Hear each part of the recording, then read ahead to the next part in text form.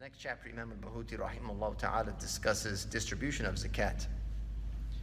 And he begins, he says, if possible, bearing any harm, meaning here harm that may befall the owner of the wealth, the distributor, if someone were to be appointed to give it, or someone was coming to receive it, for example, from an official channel, or the wealth itself could be harmed or destroyed. So with this exception, it is obligatory, just like fulfilling an oath or paying an expiation, to distribute the zakat immediately. It says, for whoever is obliged to pay it, because an unrestricted command requires expediency. So basically the principle is that if Allah subhanahu wa ta'ala commands you to do something, and it's an open-ended general command without any definition of time or etc., the command has to be fulfilled immediately. And that's similar to Hajj. So the command to make Hajj is a general command with the condition of being able to do so. So once that condition is met, you are capable of making Hajj. You have to rush to fulfill that command, meaning you have to make Hajj.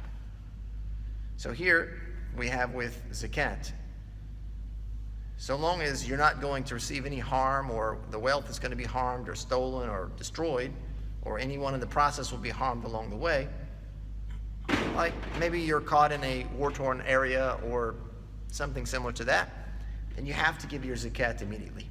And also, the need of the impoverished, the need of the poor people is absolute.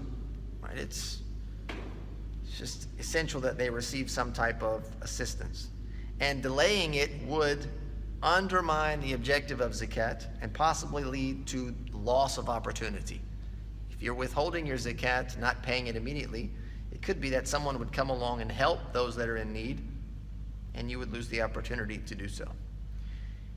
The next section here talks about a very sensitive topic. He says, whoever knowingly denies it, denies what? The obligation of zakat, or was ignorant of the ruling and has been informed, yet persists to deny it. So someone that is aware that in Islamic law, there's a thing called zakat, and it's a pillar of Islam, and it's an obligation. If they are denying the fact that, no, I don't believe it's an obligation, or it's not for me, it's particular to a specific time, if they're just denying it flat out, they have committed apostasy. And they are requested to repent for 3 days. And this is done through government channels, of course. It's not like backyard justice here. This is like an official thing. Happens through the courthouse. They're requested to repent for 3 days. Basically, they're given 3 days to come to grips with the reality of Islamic law. And then they are executed as an apostate, having denied Allah and His Messenger, even if they did not refrain from paying it, right? So they may let go of the money, the zakat, and say, here, you can distribute it. I still don't believe it's an obligation. You see the difference? Giving it versus holding it to be obligatory. Similar to prayer. Someone may say, yeah, prayer's not an obligation. It's good to do it. I mean, I pray on the occasion. I don't believe it's an obligation.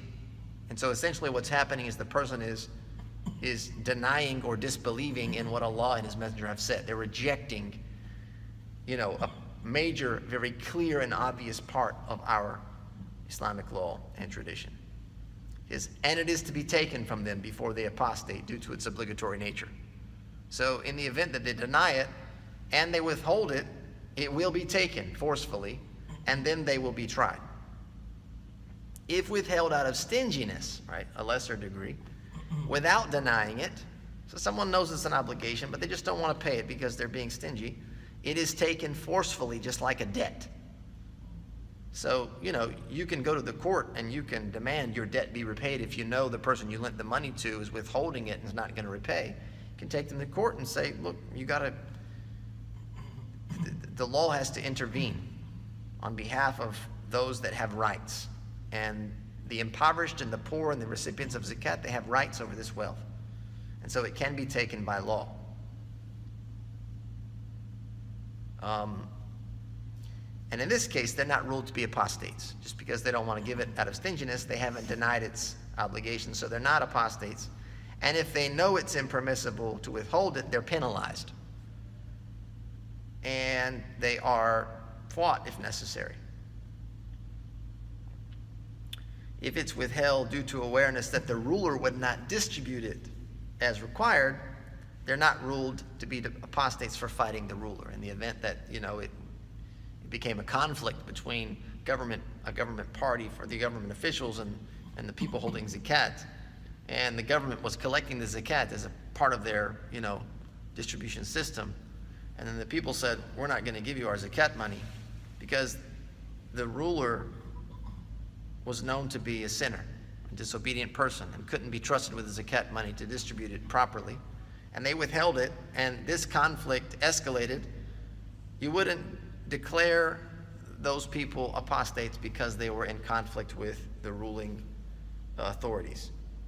Whoever claims that they already distributed it, that their zakat year is yet to complete, or that the wealth in their possession belongs to someone else, is to be trusted without requiring an oath. Basically, if someone comes demanding the zakat and they have some excuses, you should give them those excuses and not require them to testify. Should be trusted, unless there's some obvious reason. It says it, meaning zakat, is obligatory from the wealth of the young and mentally ill, as has been preceded. We talked about that before. And it is distributed by their guardian from their wealth, meaning the wealth of the young and the mentally ill, on their behalf, just like any other obligatory expense, meaning those that are caring for the young and the mentally ill, there may be other obligatory expenses that have to be paid. And so the guardian will pay for those things on their behalf from their wealth, not from any other wealth. And this is one of the necessary rights which is a part of that proxy process or guardianship process. Accordingly, it is valid to appoint a trustee to do it. Meaning you can appoint somebody to handle your zakat for you. However, Imam al-Buhuti says it's best to distribute the zakat of all wealth to the poor of one's region. Right, so, yeah. When you're going to give your zakat away, where do you send it? Do you send it across the seas? No, you should give it to the people of your region. It's best to distribute the zakat of all wealth to the poor of one's region. It is permissible to transport it a distance no greater than that which permits shortening prayer in the region of the wealth, wherever the wealth is, because this particular area is considered one region. So the madhab dictates that distance is 85 miles. 85 US miles. It's like 136 kilometers. If you are in a Muslim place where majority of the Muslims accept zakat, or that's any place? Any place that your wealth is present, and you're going to give it to Muslims. There is no people, So he says, unless necessary due to the absence of needy people in the area or the fear of harm. Right? In the event that you think the wealth would be destroyed, or you would, as we discussed before, that's an excuse for, sending the wealth further away. So if you don't find any people that are zakat recipients, and that's what we'll talk about in the next section, if there's no eligible zakat recipients in your region, then of course you're going to go to the next closest region. Or if it's unsafe to distribute your zakat wealth, your zakat in that region, then you're going to find the closest safe region to distribute your zakat. He says, it is impermissible to transport it beyond the distance of shortening, due to the Prophet ﷺ saying to Mu'adh, when he was sent to Yemen, inform them that Allah has obligated upon them charity. It is taken from their wealth, it is taken from their wealthy and given to their needy. You see? It's taken from their wealthy and given to their needy, not given to other He didn't say, and give it to the needy people in the neighboring region, or bring it back to Medina, or take it to Mecca, take it to Al-Aqsa, take it to, no. The wealth that's taken from that region is to be given back to that region. This is different from taking an oath, like another, a person vows to give charity, or a person has to pay an expiation, or there's an unrestricted bequest, like wasiyah. These types of this distribution can be given anywhere. It's not restricted to locality. If it is done, meaning if it's transported far away, it will suffice. It will count as zakat, but it will be sinful. So it means you got to be particular about where you distribute your zakat. It should be in the closest region possible. And then, of course, you look at the circumstances and you have to act according to those. It is permissible to prepay zakat, or to prepay it, meaning zakat, distributing it before it becomes obligatory for 2 years or less. Why would a person want to prepay their zakat? There may be a need in the community. There may be a dire need in the region. It just appears to be people that are impoverished or poor. The zakat recipients aren't receiving what they need. And so you may want to prepay in order to fill that need. And you can prepay up to 2 years, but no more. And this is based on the narration of Abu Ubaid in a book called Al-Amwal. There's a chain of narration in there on the authority of Ali, who reported the Prophet ﷺ had Abbas prepay 2 years of zakat. And this is supported further by a narration found in Sahih Muslim. The Prophet ﷺ said, a similar amount is obliged upon me. It's a very long narration. It is permissible to prepay it so long as the nisab has been met. So long as you're actually obligated to pay it, the nisab, then you can prepay. Not from expected wealth. Not like you're expecting, okay, I'm expecting in a couple of months I'll get enough money, then my nisab will be met. No, it has to be right then and there. If after the year concludes the nisab has diminished the amount of the prepayment, it's still valid. It's still going to count as zakat, and it will suffice. He says, however, prepaying, this is Ibn Qa'id, he says prepaying is not preferred. It's best to stick to the basic rules of once you have the nisab, the minimum threshold, and have held on to it for the period of a year, then you pay your zakat. That's the rule of thumb. The intention is required from the morally responsible. Morally responsible are al-mukallifin, those people that are of sound mind and have reached the age of puberty. They require an intention to give zakat. I mean, you can't just give the money and then go, oh, that was my zakat. You know, you can't just go give some money to somebody to help them out and then go, that money I gave yesterday, that was my zakat money. Before, you didn't intend zakat. You just wanted to give somebody a hand up. But you're required to have the intention. And required to have it at the time of its distribution. The Prophet ﷺ said, إِنَّمَا الْأَعْمَالُ بِالنِّيَّةِ. The actions are by their intentions. It's preferred to make the intention at the time of distribution, but permitted to make it shortly before. That's similar to prayer. So when you go give your zakat money, that's when you want to make the intention. This is giving my zakat.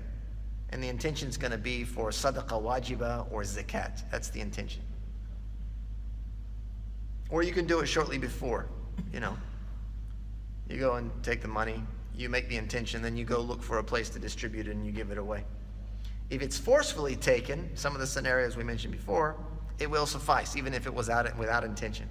It will also suffice if the owner is unreachable due to incarceration or is being held, imprisoned, and the ruler or their trustee take it from their wealth. Meaning the intention wasn't there because they may have not been aware at the time. It's best to distribute it in person, to give your zakat out on your own as opposed to giving it to someone else. It's best. It's permitted, as we said before, to appoint a trustee. And there's an exchange here that happens. The person that gives says, oh Allah, make it an enrichment and not a loss. Some dua. The recipient says, may Allah reward you for what you have given and bless what remains and make it a means of purification. That's part of what zakat is. Zakat is an increase and a purification. Appointing a morally responsible, trustworthy Muslim as a trustee for it is valid, for its distribution. It's also valid to appoint someone of the age of discernment to distribute it. Discernment is like 7 years and older, before puberty. The intention of the one appointing the trustee will suffice if distributed shortly after. Meaning, I can give you my zakat and have you go distribute it. Now, if you're going to do it right away, my intention's enough. I don't have to tell you, look, make sure you understand this is zakat money, so when you give it out, you have the intention of distributing zakat. If you're going to do it right away, that's enough for me to make the intention. If, however, you're going to give it later, like in a couple days, a week, a month later, based on whatever circumstances you're in, then I'm going to give you the zakat money with the intention of distributing it, and then you're going to make a secondary intention later when you actually distribute the zakat wealth. The last note here is, do you have to tell the person it's zakat when giving it? It says, whoever knows or thinks the recipient is deserving of zakat, like, you know this person is a zakat recipient. Either they've received zakat before, or people told you they've given them zakat, etc. It's disliked to let them know that it's zakat. You could potentially humiliate someone. Here's your zakat, ya faqir. However, if the recipient does not normally receive zakat, it will not suffice unless they are informed that it's zakat. If they're not a normal zakat recipient, then you need to let them know that this is zakat in the event that they're actually not eligible. It's not their habit to receive zakat, so it may be that they shouldn't be receiving it at all.